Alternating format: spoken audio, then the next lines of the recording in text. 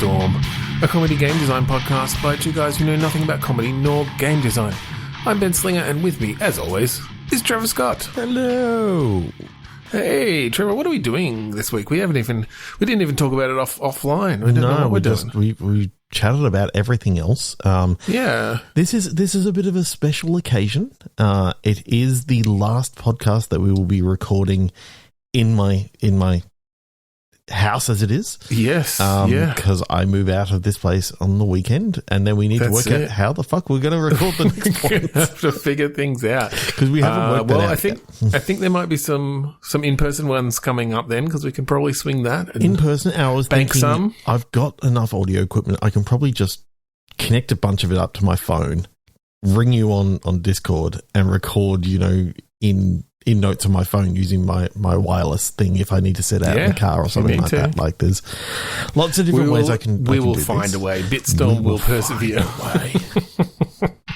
So yeah, we'll work that out as we go. I'm really looking forward to moving out, but I'm also scared shitless because it's a big thing. You're literally knocking down your existing house and building a new one on top of it. So in the about next a year's 6 time, months to a year are going to be a time. Yeah, a lot happening.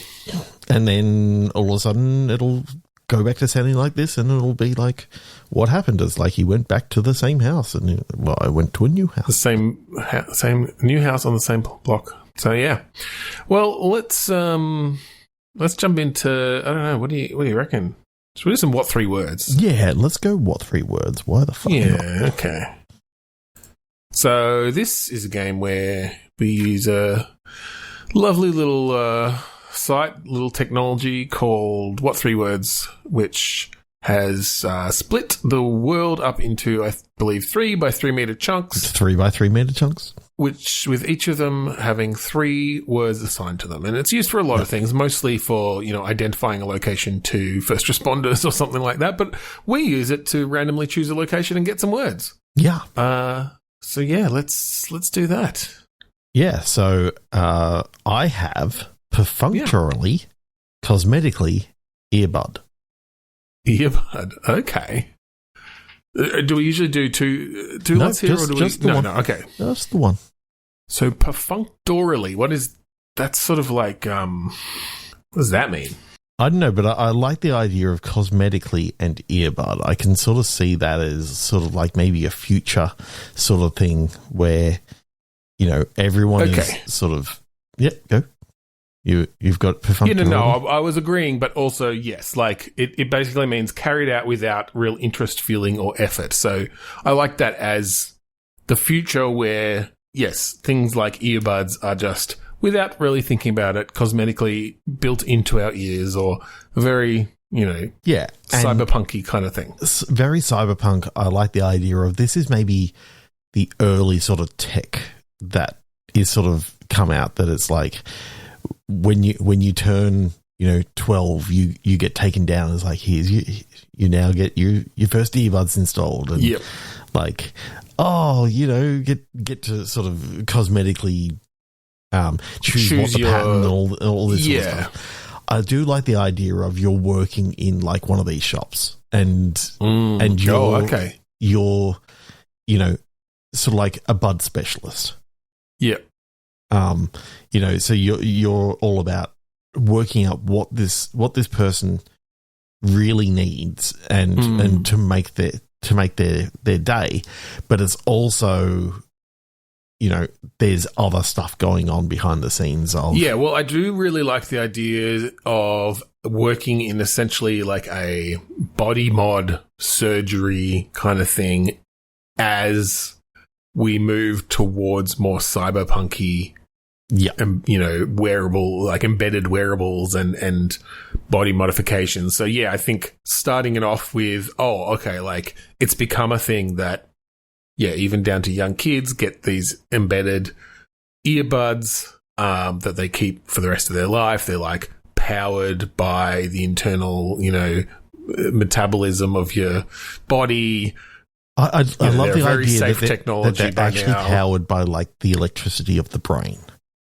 Right, yeah. So, the neural responses, they just get connected to the synapses or whatever, and it's like that's what gives it enough power. Well, and I think they literally hook into the sort of auditory parts of the brain. Like they bypass your actual eardrum and stuff. Yeah. So they work for people who are physically deaf, you know, as well. Like that's part of how they became popular, is they actually were a way for deaf people to hear. But as so many things do, they then became consumer items.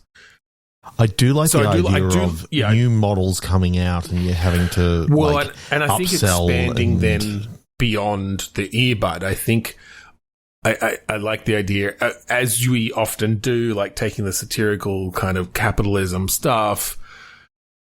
You start having to sell things that that maybe aren't as ethical or aren't as you know the things you can support. What happens when they miss a payment? Like they come in for a repair and you see that it's got a repossession notice on it. Yeah. And you have to choose whether to just like rip it out of the ear. Yeah. But I'm thinking even things get more intense. It's like, oh, okay, now everyone's getting you know, screens embedded in their forearm or something, essentially like a phone.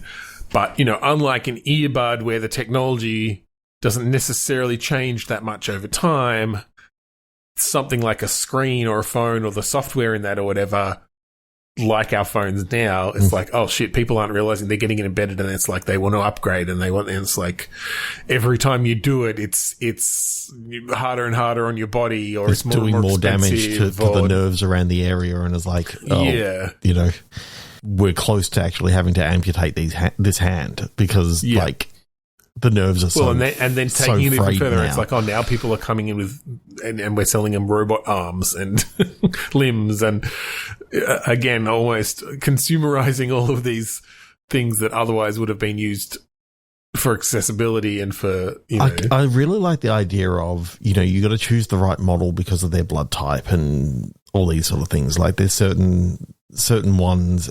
Yeah, I think underlying this is an almost Papers, Please-esque. Yeah. Maybe not quite Papers, Please. Yeah, but I get what you're talking about. It's like the customers coming up, there's rules. Yeah, you have to like this new just firmware look at the now different works things. on this blood type, and this blood type, but it doesn't work on this, and it will actually cause, you know, a ringing in the ears if they've done an over-the-air update or something like that. I like that. But so you've got ways you can like go against the handbook and say, oh look, like I can give you a way to like sideload the previous previous version of the firmware or something, and prevent it from updating. But technically, that could get you fired. You know. Yeah. You could do a lot with that, with the fact that you're not only installing new ones, you're troubleshooting, you're like dealing with customer complaints, you're also dealing with new tech that's coming out continuously, because it is just a continuous thing. So you may start with the earbuds and customizing and doing that sort of stuff, but by the end of it, you know, you'll be remembering, oh, this person's got a ring in the ears, looking at the serial number is like this old one. I remember reading that ages ago. They've got the wrong blood type. You know, this firmware update will fix it, but it's got to be for this particular thing. It ended with a 2, so therefore, you know, and you can kind of very much do the. I mean, like keep so talking, many of these, no one explodes, but. Yeah, well, but it's sort of that building up. Like, I think there's something really satisfying about building up layers of knowledge over time that you can then bring into use. And even if it's the useless knowledge that you literally only keep for the course of this game, to have that in your head and solve these things, you're essentially like debugging and troubleshooting by the end based on knowledge that you've learned or seen along the way of exactly those things. And it's stuff that you could find. Like, we still give you the ability to, you know, we've maybe got documents there of essentially like, there's an in-game manual. There's like, you know. Yeah, well, I mean, I think it's in-store manuals, like for, okay, looking up the serial numbers and then going to the page of, what the last digit means, like decoding the serial number in different ways. But that's stuff you could remember and solve really quickly, or you can go and search and look it up. I like that a lot, actually. That's really fun. And then again, bringing in that cyberpunkish What I do feel. like is I never really liked the time pressure stuff that they put in Papers, Please. I get that, that's all part of the oppression and all this sort of stuff. But Strange Antiquities for me was the better way of you got certain customers there's a per certain day number of customers or certain customers per day, that you're going to deal with, and you get to the end of it and you then have some sort of scene that happens out with, like, now you got to do your report to head office or something like that, and it's like, actually, now that you say it, this is very much a Strange Horticulture, Strange Antiquities kind of vibe, of just, someone comes in, I've got all these resources to figure out exactly how to give them what they need, and go ahead and solve it. And you could then also do, now here's an endless mode.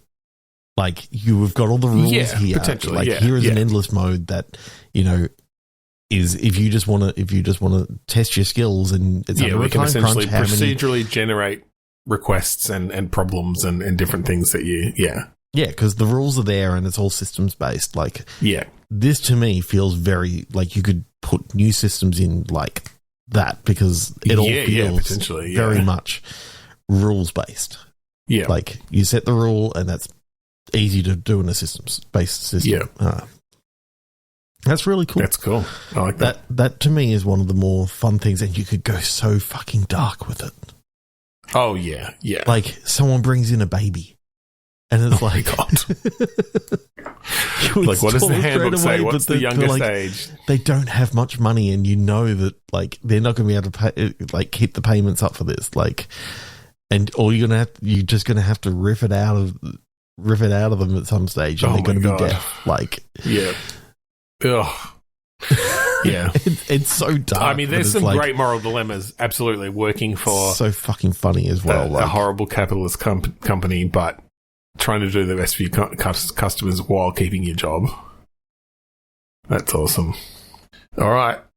Let's move on to the next one. Yeah. Ben, what 3 words? Well, this one might hit a little close to home with what we just talked about.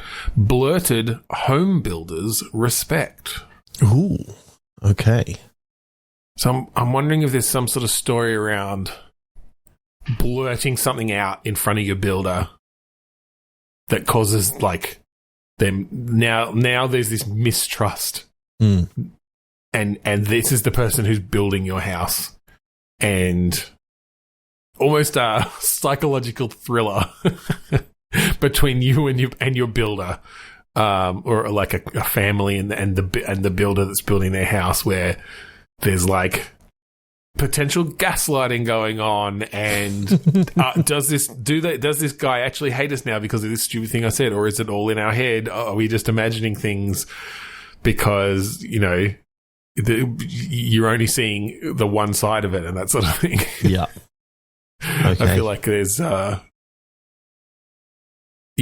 a bit of either a visual novel kind of thing, or a point and click maybe. I want to put one little thing into this because I'm feeling the mood. It's a flesh house. Okay. So for those who don't recall, this is a concept that we've come back to a few times, and including in one of our jam games that we made, which is again a sort of cyberpunky dystopian-ish world, or maybe not dystopian necessarily. I guess it depends on your point of view, where houses are essentially beings that are grown. Yeah. From you're dealing with human your pieces. geneticist. Yeah. That is your home builder, but it's like, it's really they're like a genetic gene engineer. artist.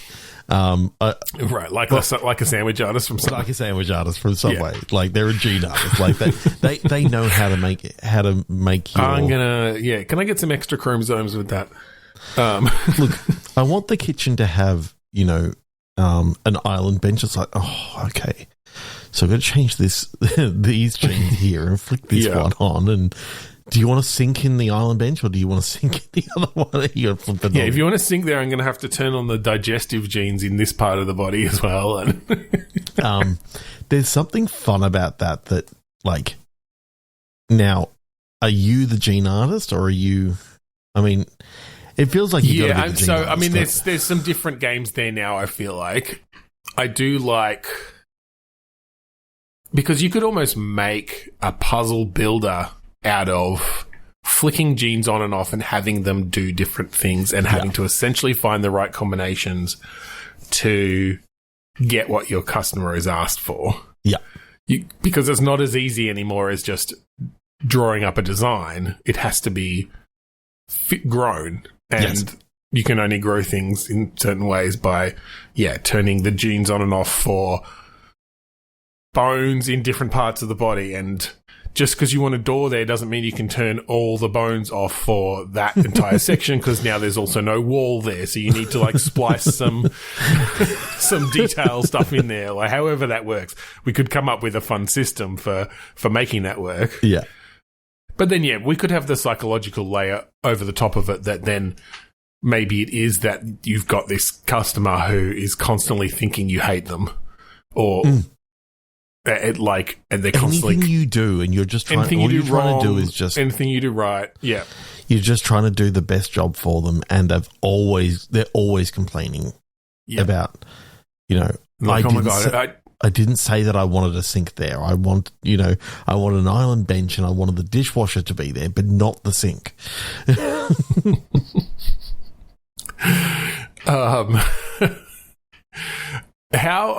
It's interesting to think of how that system could work then. I wonder if it is sort of around sequences of genes, and to change but you can only change them in blocks or something like that. So if you want to make, a wall with a double door in the middle, you might have to write a sequence of wall, door, wall genes that sort of relates to certain coordinates almost. But then, a change for that, you can't just splice out the door and move it up by 2. You have to maybe you even have to generate like an RNA thing that comes RNA in virus and can modify alters the DNA and modifies it in the way that you want, and so you can end up with these completely fucked things. I love the idea of, okay, you can splice from a previous house that you've done. So it's like, okay, this is kind of a good base of what I want to do for this kitchen. You're so basically cloning that house and then modifying. And now I've got to do an RNA sort of thing where I'm modifying just this one little gene structure, because no one's ever done this before. So it's like the tools aren't that good for constructing the DNA, but you can modify it through RNA, and like.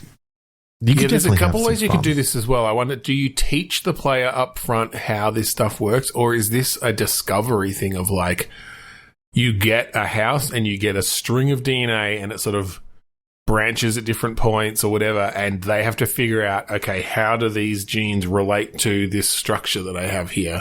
And it might be, you're almost then designing like a file type in a certain way of, okay, well, the first 12 genes define, the width of the bone walls and the color of the skin, or the color of the whatever.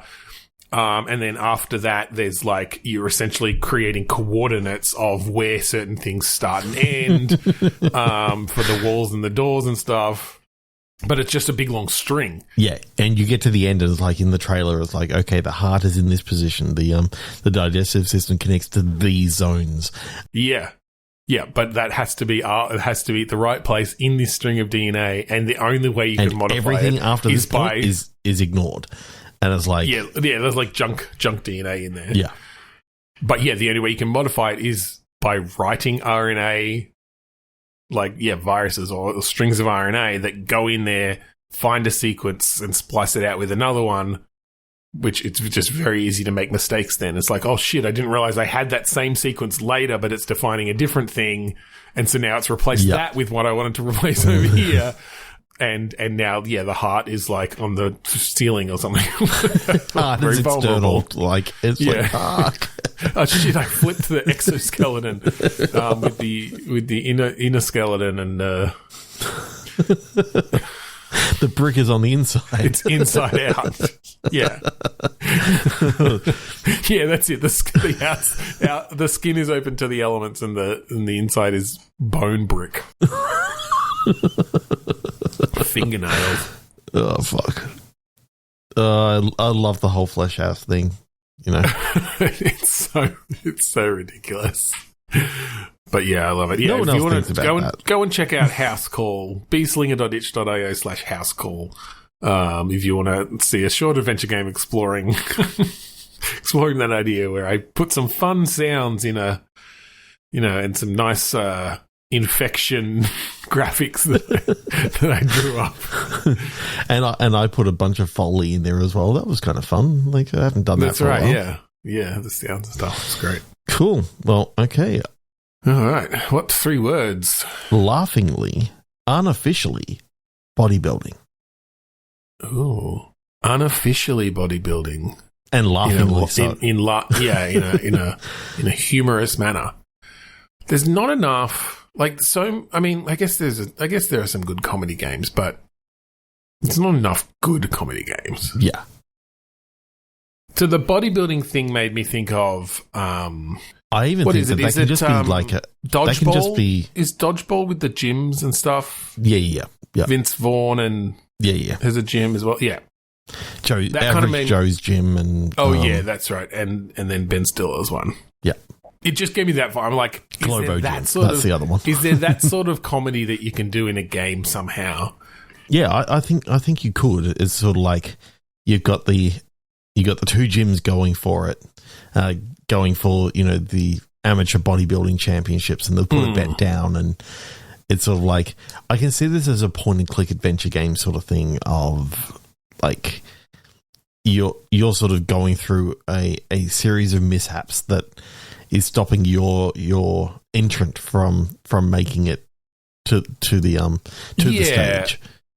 Either that, or you are like, I can picture a very like Roger Wilco, Leisure Suit Larry, sort of the pathetic, bumbling main character who is trying to be a bodybuilder, and they just like, they're skinny and weak and everyone's laughing at them, but it's about their journey to being an amateur bodybuilder in the local, local competition or whatever. Yeah. And so, coming into this gym and having to find ways to train and without, while everyone's laughing at you, and getting to know then that obviously having wacky characters and stuff. And obviously, you go to the other gym at some stage, and like they basically laugh you out, but you're accepted in this other gym, very much in that underdog story of. Well, and I think maybe you can get accepted in. Maybe you end up getting accepted in that gym by helping them like fight back against the other gym in some way. Like you go above and beyond to put the hurt on the other gym in some way. Are you an accountant or something like that is going to help, Yeah. What sort of job makes sense for that? Either an accountant or a lawyer or...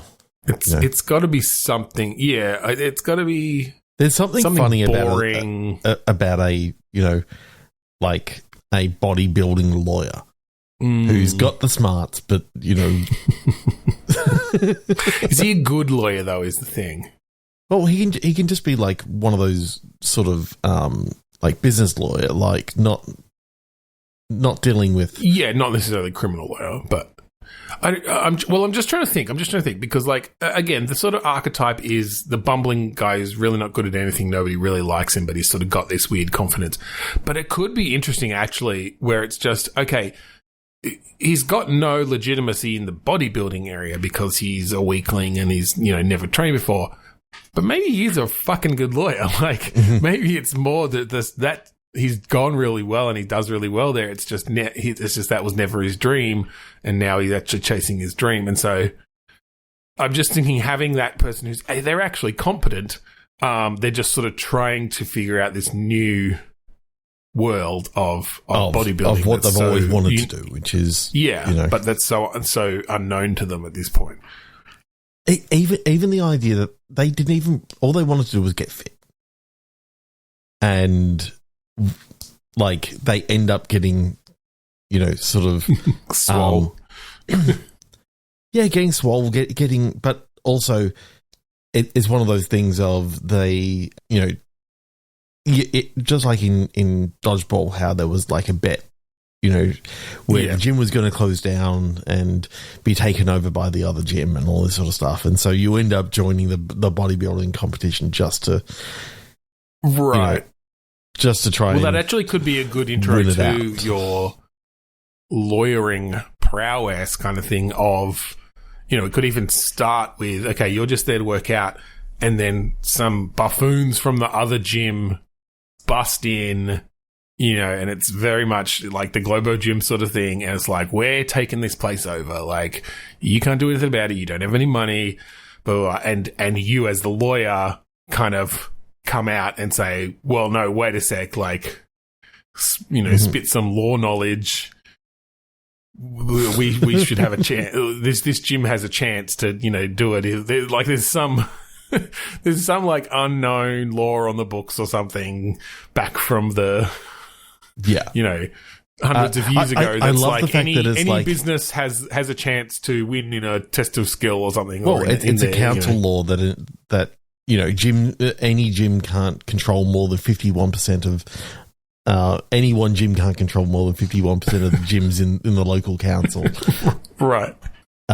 Unless they've got this many wins in this one particular competition. It's like, yeah. This many flags. It was put in place to like boost the local bodybuilding contest. They're trying to get it to a national scale. Build the attendance at the local bodybuilding contest. I love the idea that it's just set at like the local community centre or something like that. And I don't think it's big at all. It's so low stakes. Like it's one of these things that like 50 years ago it was some big thing in the town for a very short while, and so they essentially changed all these laws and changed the town to sort of revolve around this bodybuilding contest, and then like everyone was over bodybuilding, or they found if like an Arnie came up in the ranks and it's like, oh well, there's a real I love this is the bodybuilding contest we should be looking at. Maybe this contest hasn't run in a while and you've got to kind of get it set back up again. I kind of like but I kind of like the idea that it has run every year because it's literally in the bylaws of this city that it has to, but it's pathetic. It's these two old men who have been doing it since the 70s, and this body has just it's gone away, and the judges have got to just. One of them is the wife of the last winner, and then you got some local businessman who doesn't even really give a shit about it. And then there's like some like college girl or something because they put some law in there again that like there has to be someone from the local college or something, like a student or whatever from the local college, because again they were and just she trying drew to the short straw, and she's like it's in the laws that the college has to supply a student every single year to judge this pathetic contest. And it's just these old guys in their underwear, like oiled up. And she's just like, oh my God. But then, yes, I think you are building back the legitimacy of this contest while also saving the bodybuilding gym. You could do some fun things of mishaps with shaving and or waxing the chest and all this sort of stuff. Oh yeah, it's like just some nice Ren and Stimpy close-ups of a infected follicles on an old dude's chest. Oh no! Yeah, I think you could do some really gross out funny stuff with a game like that, and just be kind of silly. Let's go one more. Ben, what 3 words? Amphibian, hedge flight. What was the middle word? Sorry, hedge. Okay, so it's just like a frog or a turtle. I like the idea of a turtle or turtle. something, like trying to fly, like trying to get as far off the top of a hedge as they can go. So it's some sort of arcade. This feels like a Flash game from like the mid, It really does, doesn't 2010s or something like that. Early 2010s. It feels very Temple Run. Like you could do something. Yeah, like or you're I was running thinking, along like, the what was hedges. that buffalo? Something where you like launch the buffalo and it's like bouncing off things, and or like the penguin flying. Like one of the ones where you have to like make or Pain. Pain on the PS2. I feel like you and I are the only people. PS3. I feel like you and I are the only people who remember that game. God damn, that was so good. We had like one night of hilarity with that game, and then that was it. Oh yeah, I still remember how many hours we played that night, though. Oh my god! So good. Just literally trying to like slingshot a guy's testicles into buildings. Pretty much. It didn't get as much of a go as like Burnout Revenge and Burnout Takedown. Oh god, yeah. Like, I miss those games. The simplicity of the way things used to be. This is a game where you are some sort of amphibian that can like glide. Yeah. In some way. I feel like that's got to exist. And you're jumping off a hedge and you're trying to get as far as you can, but we have Burnout Revenge style takedowns. Yes. In some way. And you basically it's a race around the neighborhood that has been set up by the anything goes. Like you got a flying squirrel, and you happen to play like a flying amphibian. Yeah. Some sort of frog with like wing. That's it. There are frogs. There are frogs. There are flying frogs that can achieve gliding flight. So yeah. So you're playing a frog, but unlike normal frogs where they run, where they jump, this one just more likely just runs and then gets himself into like a Marvel superhero thing to launch himself off, like totally Neo from the Matrix. The big steps, the huge gate as you're running. Yep. Yeah. And then glides. Yeah. And so I almost feel like this is a bit of an arcadey, like race, and you're using things to get you higher, trampolines bouncing off of, you've got maybe air, a little bit of wall run. Like I love the idea of being able to run along the wall of like a house or that sort of stuff. And if it's got brickwork, then you know that you're going to be able to sort of put your feet into the top of the bricks sort of thing, and some grip. Get a little bit more grip. And that lets you get higher. Like that's often you can actually get some verticality through that and then start gliding again. But the whole idea is obviously as you're running, you're trying to knock the other racers into totally. You hazards, take them down, and sprinkler systems, lawn mowers, kids playing baseball, all that sort of thing. Yeah. And then when that happens, you get the slow motion hit. It's got to be slow motion. Yeah. Physically accurate.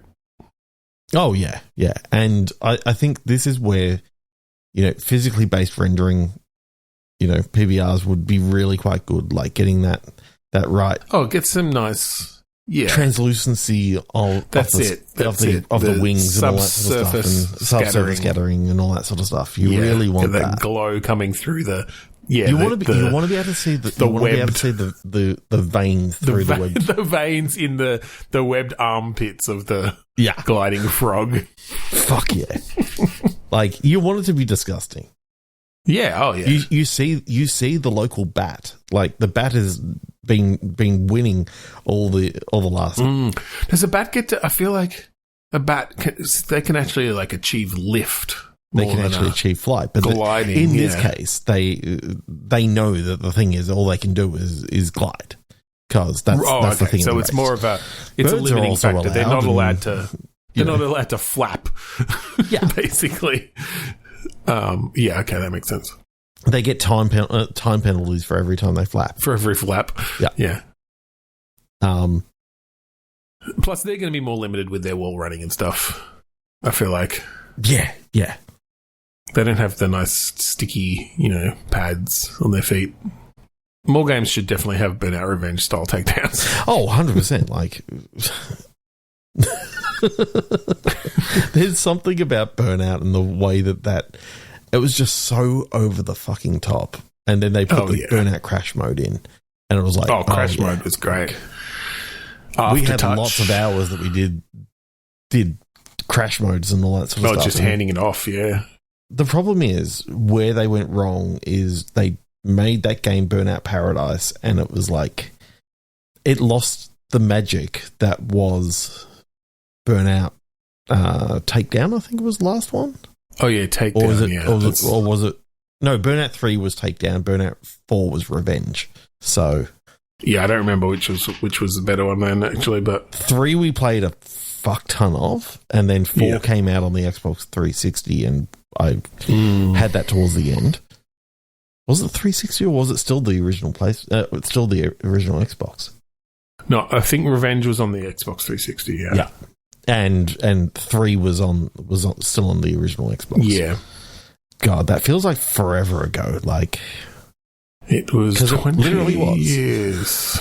20 fucking years ago. Great games though, great games. And then Burnout Paradise came out, and it kind of ruined the series for me. Yeah, look, it was a fine game in its own right, but it was not. It didn't have the magic of those previous ones. For sure. I did like the idea of every intersection becomes like a Burnout Crash mode. Yeah, but it's like what made Crash was they were actually authored scenarios for getting a particular score. The third vehicle coming down is going to be a bus, and the fourth vehicle coming down is a tanker, and that if you time it, you can hit the bus, sort of create send it around, jackknife chain the trailer, reaction, have it explode off, and that sets off a car carrying trailer that is going to launch 15 cars off into. That's right. So we'll have equivalent things in this animal game where you do crash mode, and it's like the poisonous toad. You crash into that and it explodes and spits out its gas, which the bat flies through and smashes into the ground, and its echolocation sets off the squirrel. and then they hit it into the wolf spider, and the wolf spider had all the babies on the back, and they all go flying. And that's it. That's your big get. Yeah. All right. Well, I think we're gonna end our episode there. Yeah. That was good. So if you'd like to find our previous episodes online, go to bitstormcast.com or anywhere else you find lovely podcasts online.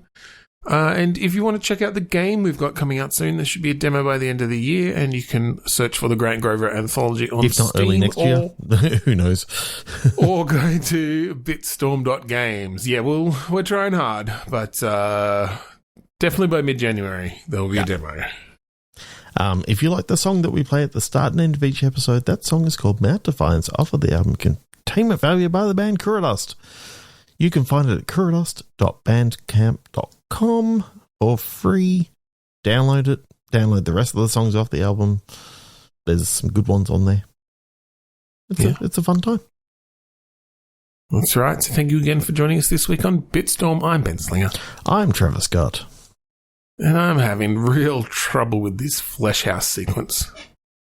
There's an eyeball growing out of my wall. That's just a security camera.